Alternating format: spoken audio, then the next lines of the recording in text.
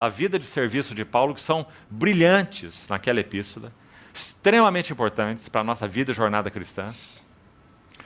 Mas nosso encargo para essa noite é Filipenses, essa epístola de 4 capítulos. Porque também é uma tremenda epístola autobiográfica, sintética, rica, profunda, e que nos dá uma visão clara de como Paulo entendia esse assunto, experiência cristã, que é o nosso tema. Experiência cristã não é algo que tem base subjetiva. Experiência cristã é algo que tem base objetiva.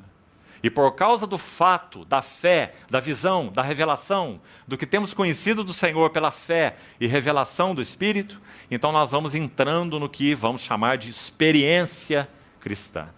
Então lembre-se que ontem nós citamos aquela tríade, também de um irmão do passado, muito interessante a sua sugestão, aquela tríade que caminha sobre o muro. Nunca se esqueça daquilo. Creio que será muito útil na tua jornada de serviço ao Senhor. À frente vai o fato. Fato sempre. O fato eterno. Os fatos em Cristo. O que Deus é em Cristo. O que nós somos em Cristo. O que a igreja é em Cristo. Os eternos propósitos imutáveis de Deus. O Pai das luzes em quem não há variação e nem sombra de mudança. Aquele cujos planos não podem ser frustrados. Fatos. Ah, amados irmãos. Se nossa fé não for depositada em fato, é depositada em quê? Não é? Subjetiva, subjetivismos. Então, fato caminha à frente. A fé deve seguir o fato. Lembra-se de Hebreus 11? A fé é a certeza de coisas que se esperam e a convicção de fatos que se não veem. Fato, fé e, por último da fila, experiência. Mas, pelo fato de ser o último, não é menosprezado. É desejo de Deus.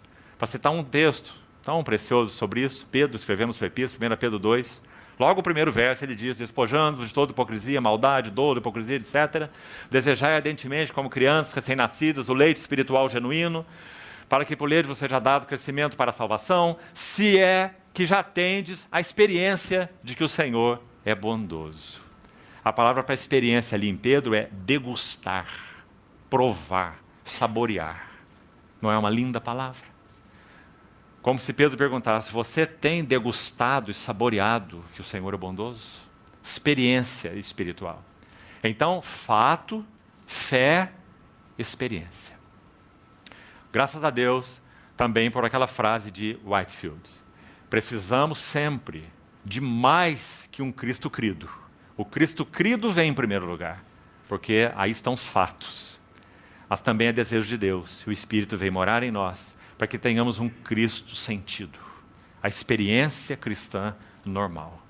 Conhecer a Cristo não apenas pela revelação do Espírito, mas conhecer a Cristo pela experiência. Então, aí está uma linda epístola de experiência cristã.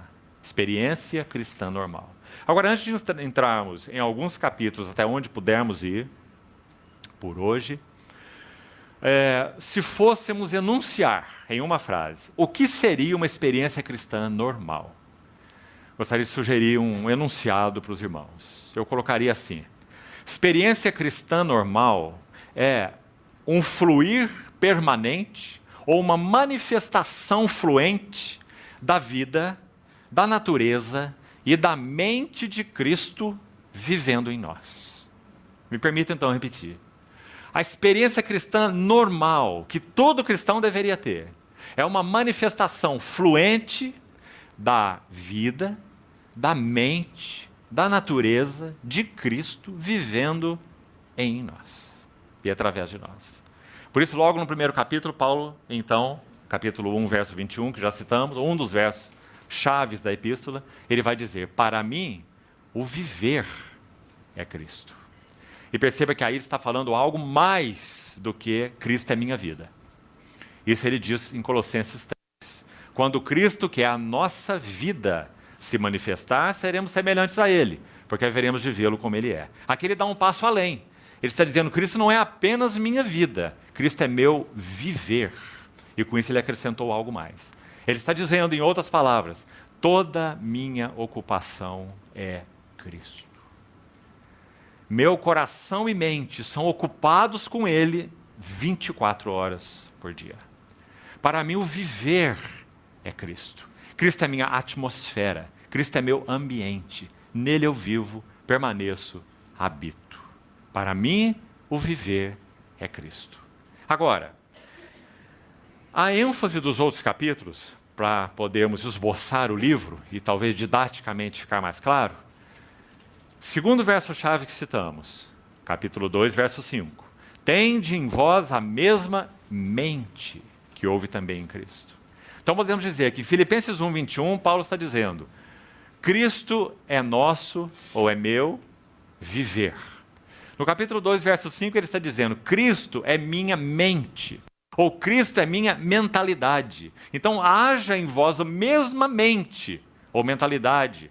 Algumas traduções, sentimentos. A palavra melhor é mente, segundo o original. A mesma mente que também houve em Cristo. Então ele vai dizer qual é essa mente. Aquele que a si mesmo esvaziou e aquele que a si mesmo se humilhou. Né? Então essa é a ênfase do capítulo 2. Se pudermos entrar hoje em alguns detalhes mesmo, que de passagem vamos fazer. Que maravilhoso capítulo esse. Paulo vai mostrar a mente de Cristo no próprio Cristo, é claro. Né? É a mente de Cristo. Então ele se esvaziou, ele se humilhou, ele assumiu a forma de servo, ele foi obediente até a morte, morte de cruz. Essa é a mente de Cristo. Tende em vós a mesma mente. E aí ele cita mais 2 exemplos dessa mente de Cristo em manifestação. Primeiro, mente de Cristo em Timóteo. Um outro vaso que expressava com clareza a mente de Cristo. Em palavras inspiradas pelo Espírito, quando Paulo escreveu Filipenses, tão lindas, irmãos. Creio que teremos ainda hoje a oportunidade de tocar nisso. E cita mais um exemplo, Epafrodito. E também mostra marcas da mente de Cristo em Epafrodito. Ora, irmãos, se estamos falando de experiência cristã normal, quantos somos ajudados com esses assuntos? Quantos somos checados? Se a nossa experiência cristã tem sido normal. Se tem havido em nós a mesma mente que houve em Cristo. Se nós somos do mesmo sentimento, os que se esvaziam, os que se humilham, ninguém nos humilha, porque ninguém pode nos humilhar. A si mesmo se humilhou. Se nós não temos um coração de sermos, de nos depositarmos aos pés do Senhor em humildade, ninguém pode nos humilhar. O soberbo não pode ser humilhado. Nosso Senhor Jesus não foi humilhado pelo seu Pai, não foi esvaziado pelo seu Pai e por ninguém. Ele a si mesmo se humilhou e a si mesmo se esvaziou. Então o conselho da palavra de Deus, tanto por Tiago quanto por Pedro, para nós, muito semelhante que os dois escrevem nas suas epístolas, é: humilhai-vos. É um rogo, como que dizendo, ninguém pode fazer isso por você. Se você não se humilhar, ninguém vai humilhar você. Pensamos errado, né? Nós dissemos: o outro me humilhou, ele está me humilhando. Ninguém pode nos humilhar. Só nós podemos nos humilhar. E devemos fazê-lo. Humilhai-vos na presença do Senhor, para que Ele em tempo oportuno vos exalte. Né? Então essa é a mente de Cristo. Então ele cita essa mente em Cristo, em Timóteo, em Epafrodito. Capítulo 3, o verso que citamos, para esboçar então o livro. 3,14. Prossigo para o, não um, mas o, artigo definido singular. O alvo. E que alvo é esse? Esse alvo é o prêmio. Acompanha aí, 3,14. E que prêmio é esse? É a soberana. Aqui também vamos buscar uma ajuda nessa palavra. A palavra melhor seria ascensional. A mesma ideia de Hebreus 3. Santos irmãos que participam de uma vocação celestial. Então, uma soberana vocação, ou uma ascensional vocação de Deus em Cristo Jesus. Então, esse é o alvo e esse é o prêmio. Então, qual era o alvo de Paulo? Atingir a plenitude da vocação ascensional para a qual foi chamado. Então, ele diz: para isso eu prossigo e não me distraio. Depois nós vamos ver em que palavras ele colocou isso. Muito interessantes também, nesse contexto do capítulo 3. Por enquanto estamos apenas esboçando o livro. Capítulo 4, finalmente, o verso que nós lemos, mais um verso-chave, 4,13. Quando ele diz: tudo posso naquele que me fortalece. E também precisamos ver exatamente, já fizemos